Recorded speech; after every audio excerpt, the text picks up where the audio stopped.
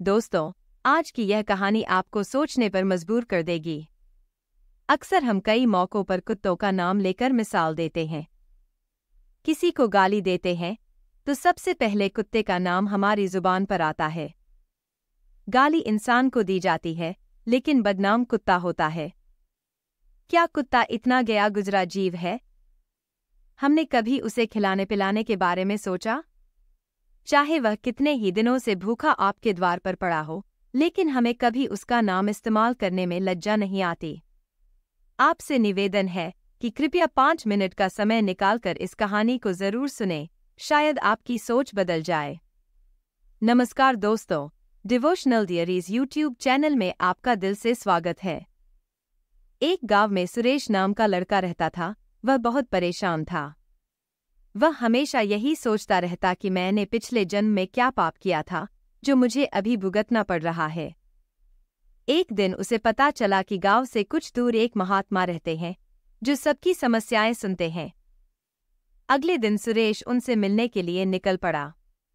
जब वह वहां पहुंचा तो देखा कि महात्मा अपने आश्रम में कुछ लोगों को उपदेश दे रहे थे।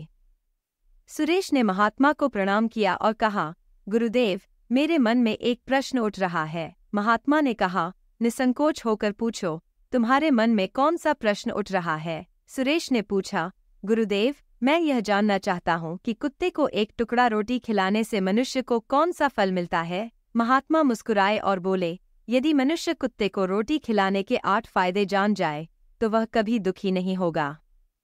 कुत्ते को रोटी खिलाने से मनुष्य को 8 अनमोल फायदे मिलते हैं। जो भी इन फायदों को जान जाता है, उसका जीवन धन्य हो जाता है और उसे कभी दुखों का सामना नहीं करना पड़ता। जो मनुष्य इस धरती पर कुत्ते को एक टुकड़ा रोटी खिलाता है, उसे न केवल जीवन भर सुख मिलता है, बल्कि मृत्यु के बाद मोक्ष की प्राप्ति होती है। महात्मा ने कहा, तुम्हें एक कहानी सुनाता हूँ, ध्यान से सुनना। एक समय की बात है, एक काला कुत्ता था जो बहुत ही लाचार और भूखा प्यासा था। वह गांव के सभी घरों में जाता, लेकिन कोई भी उसे रोटी का एक टुकड़ा तक नहीं देता। वह भूख से बेहाल इधर उधर घूमता रहता। एक दिन वह गांव के बाहर नदी किनारे एक ऋषि के आश्रम पर पहुंच गया। उसने ऋषि से कहा, हे मुनिवर, मुझे लगता है कि आप बहुत विद्वान और ज्ञानी हैं, इसलिए मैं भूखा प्यासा आपके पास आया हूँ। कृपा करके मुझे एक टुकड़ा रोटी का दे दीजिए, जिससे मैं अपनी भूख मिटा सकूं। ऋषि ने पूछा, हे स्वान, क्या तुम्हें गांव में किसी ने रोटी का एक टुकड़ा भी नहीं दिया? कुत्ते ने उत्तर दिया, हे मुनिवर, आप मेरी स्थिति पर विश्वास नहीं करेंगे। ऋषि बोले, बताओ, मैं अवश्य विश्वास करूंगा। कुत्ता बोला, हे मुनिवर, दुनिया के लोग हम पर दया क्यों नहीं करते? हमारा कोई घर नहीं होता, कोई आश्रय नहीं होता, हमें खाना कमाने का भी ज्ञान नहीं होता और न ही हमें कपड़े पहनने की समझ होती है। सर्दी, गर्मी और बरसात में हम ऐसे ही घूमते रहते हैं। लेकिन हमें भी आपकी तरह भूख लगती है, चोट लगती है तो दर्द भी होता है, हम भी रोते हैं। बस यही 3 कामों में हम इंसानों की बराबरी करते हैं। इसलिए हम पर दया दिखाइए, हमें और कष्ट मत दीजिए। ईश्वर ने हमें वैसे ही कष्ट देकर भेजा है। कुत्ता आगे कहता है, जब हमारा जन्म हुआ तब हमारी आंखें और कान बंद थे। मैं सोच रहा था कि शायद हमारा जन्म किसी बड़े घर में हुआ है, लेकिन जब हमारी आंखें खुलीं तब मैंने देखा कि मेरी माँ, जिसे आप लोग कुतिया कहते हो, वह अपने 5 बच्चों को छाती से चिपकाए एक राह के ढेर में पड़ी थी। हम 5 भाई थे, बाकी 4 लाल और भूरे रंग के थे, लेकिन मैं अकेला काले रंग का और सबसे छोटा था, इसलिए सबसे कमजोर था। हमारी माँ हमें छोड़कर भोजन के लिए इधर उधर दौड़ती रहती थी। यदि वह खुद कुछ न खाती तो हमें दूध कैसे पिलाती?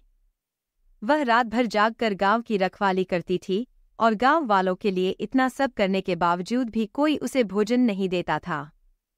मजबूरी में उसे चोरी करनी पड़ती थी। कई बार तो लोग उसे लाठी डंडों से पीटकर भगा देते थे। बेचारी उस दिन भूखी प्यासी रहकर जलती रहती थी। इस कहानी से हमें यह सीख मिलती है कि जानवरों के प्रति करुणा और दया का भाव रखना चाहिए।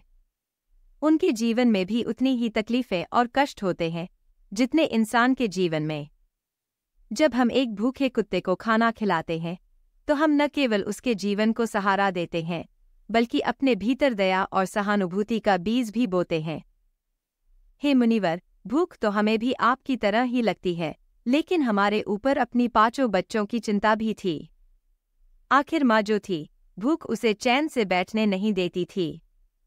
गांव वालों को भी उसकी हालत देखकर जरा भी दया नहीं आती थी। आखिर बेबस होकर उसे उन लोगों के घरों में चोरी से घूमना पड़ता था। जब कभी खाने की कोई चीज मिल जाती तो वही खाकर अपने पेट की आग बुझा लेती थी। कई बार लोग उसे कुछ ले जाते हुए देख लेते तो लाठी डंडे लेकर उसके पीछे पड़ जाते थे। कुछ निर्दयी लोग तो उसे घर के अंदर बंद करके बुरी तरह पीटते थे। हमारी माँ का हाल बेहाल हो जाता था। फिर वह कुत्ता अर्जुन से कहता है, हे मुनिवर, हमारी माँ ने किसी का क्या बिगाड़ा था? उसने तो सिर्फ अपने पेट के लिए थोड़ा खाना चुराया था। चोरी का तो हमें कोई शौक नहीं है, लेकिन पापी पेट हमें यह सब करने पर मजबूर कर देता है। एक दिन की बात है, बड़ी जोरदार बारिश हो रही थी। ओले गिर रहे थे, ठंडी हवा चल रही थी और उस ठंड में ठिठुर कर हमारे 3 भाई मर गए। उस दिन माँ बहुत रोई थी, लेकिन मनुष्य हमारी पीड़ा को नहीं समझ सकता था, क्योंकि उसके अपने बच्चे थोड़ी मरे थे। उस दिन गांव में सेठ जी के घर पर काफी मेहमान आए हुए थे। वहां तरह तरह की मिठाइयां बन रही थीं। माँ कुछ खाने की तलाश में बार बार उधर जाती, लेकिन लोग उसे धुतकार कर भगा देते थे। किसी ने उस पर इतना भी तरस नहीं खाया कि एक रोटी उसे दे देते। एक रोटी से उनका क्या बिगड़ जाता? माँ बार बार वहां जाती और वहीं खड़ी खड़ी देखती रहती थी। फिर जब सेठ जी के आंगन में दावत शुरू हुई और खाना परोसा जाने लगा, तो माँ भी पूंछ हिलाते हुए वहां जा पहुंची। जब खाना परोसने वाला आदमी किसी काम से इधर उधर हुआ, तो माँ धीरे धीरे दबे पाव रोटी लेने चली पड़ी। लेकिन तभी किसी ने उसे देख लिया और चारों ओर से लोग चिल्लाते हुए उसकी ओर दौड़ पड़े। माँ घबरा गई और भागने लगी, लेकिन वहां से निकलने का कोई रास्ता नहीं मिला, क्योंकि हर ओर लोग लाठी डंडे लेकर आ रहे थे। तब वह उन लोगों को लांघ कर वहां से निकलने की कोशिश करने लगी। आगे वह कुत्ता कहता है, हे मुनिवर, माँ को वहां से निकलने पर उतनी हैरानी नहीं हुई जितनी उन लोगों को देखकर हुई जो वहां भोजन कर रहे थे। वे सब उठकर खड़े हो गए और कहने लगे कि अब भोजन भ्रष्ट हो गया है। सब आपस में विचार करने लगे कि अब क्या किया जाए। कुछ लोग कह रहे थे कि कुतिया के लांघने से भोजन कैसे खराब हो सकता है। उसने खाने में मुंह थोड़ी डाला है, बस ऊपर से लांघ गई है। शहरों में तो लोग कुत्तों को पालते हैं, घर के अंदर सुलाते हैं और अपने साथ खिलाते भी हैं। लेकिन कुछ बड़े घरों के लोग इस बात पर अड़े रहे कि भोजन खराब हो गया है और अब वह हमारे खाने के लायक नहीं है। अंत में उनकी ही बात मानी गई और वह सारा भोजन गरीबों में बांट दिया गया। उस दिन माँ को खूब पेट भरकर खाना मिला था। ऐसा सुख उसने कभी नहीं पाया था, लेकिन वह सुख उसके लिए बड़ी मुसीबत बन गया। जब वह भोजन करके आराम से वहां लेटी हुई थी, तभी सेठ जी डंडा लेकर आ पहुंचे और उसे बुरी तरह पीटने लगे। माँ को वहां से भागने का भी कोई मौका नहीं मिला। डंडों की चोट से वह जोर जोर से चिल्लाने लगी।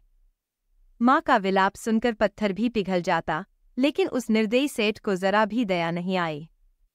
वह उसे बेरहमी से पीटता रहा।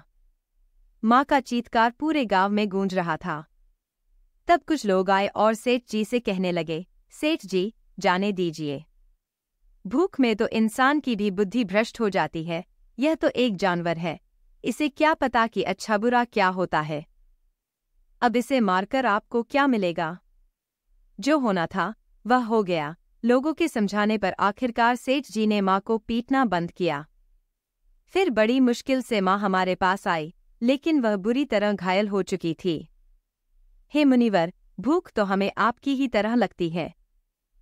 हमारी माँ को अपने 5 बच्चों की चिंता लगी रहती थी। आखिर माँ जो थी, भूख उसे चैन से बैठने नहीं देती थी। गांव वालों का भी उसे देखकर दिल नहीं पसीजता था, तो बेबस होकर उसे उन लोगों के घरों में चोरी से घूमना पड़ता था। खाने की कोई चीज मिल जाती तो उसे खाकर अपने पेट की आग बुझा लेती थी।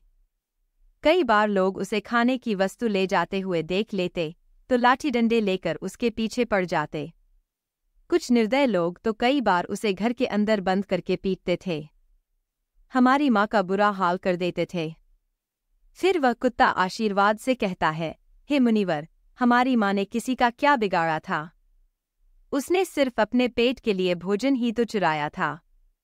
चोरी करने का हमें कोई शौक नहीं है, पर पापी पेट हमें यह सब करने के लिए मजबूर कर देता है। एक दिन की बात है, बड़ी जोरदार बारिश हो रही थी, ओले पड़ रहे थे, ठंडी हवा चल रही थी। उस ठंड में ठिठुर कर हमारे 3 भाई मर गए। उस दिन हमारी माँ बहुत रोई थी, लेकिन मनुष्य हमारी पीड़ा को नहीं समझा, क्योंकि उसके बच्चे थोड़े ही मरे थे। उसी दिन हमारे गांव में सेठ जी के घर में शादी हो रही थी। वहां अनेक प्रकार की मिठाइयां बन रही थीं। बहुत से मेहमान आए हुए थे। हमारी माँ कुछ खाने की तलाश में बार बार उधर जाती, लेकिन लोग उसे धिक्कार कर भगा देते थे। किसी ने उसे एक रोटी भी देने की कोशिश नहीं की। माँ वहां खड़ी खड़ी देखती रहती थी। जब सेठ जी के आंगन में दावत शुरू हुई और भोजन परोसा जाने लगा, तो मेरी माँ भी वहीं जाकर पूंछ हिलाने लगी। खाना परोसने वाला आदमी जब किसी काम से हट गया, तो माँ दबे पाव रोटी लेने के लिए चली। लेकिन तभी एक आदमी ने उसे देख लिया और चारों ओर से लोग चिल्ला चिल्ला कर उसकी तरफ भागे। माँ उनकी चीखें सुनकर घबरा गई। 2-3 आदमी लाठी लेकर उसके पीछे दौड़े और माँ वहां से भागने लगी। परंतु उसे निकलने का कोई रास्ता नहीं मिला, क्योंकि सामने से लोग लाठी डंडे लेकर आ रहे थे। तब वह लोगों के बीच से निकल गई। कुत्ता कहता है, हे मुनिवर, मेरी माँ अपने भागने से उतनी हैरान नहीं थी, जितनी उन लोगों को देखकर हुई थी जो वहां दावत खा रहे थे। वे सभी उठकर खड़े हो गए और कहने लगे कि कुतिया के लांघ जाने से भोजन भ्रष्ट हो गया है। वे सभी एक दूसरे से विचार विमर्श कर रहे थे कि अब क्या किया जाए, क्योंकि सारा भोजन खराब हो गया था। कुछ लोगों ने कहा, भाई, कुतिया ने भोजन में मुंह थोड़े ही डाला है, सिर्फ लांघ कर ही तो गई है।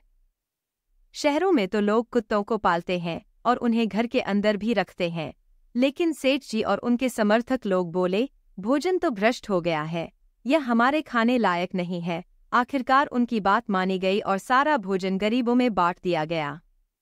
उस दिन माँ को भरपेट खाना मिला, जो उसने जीवन में कभी नहीं पाया था। लेकिन वह सुख उसके लिए बड़ी मुसीबत बन गया।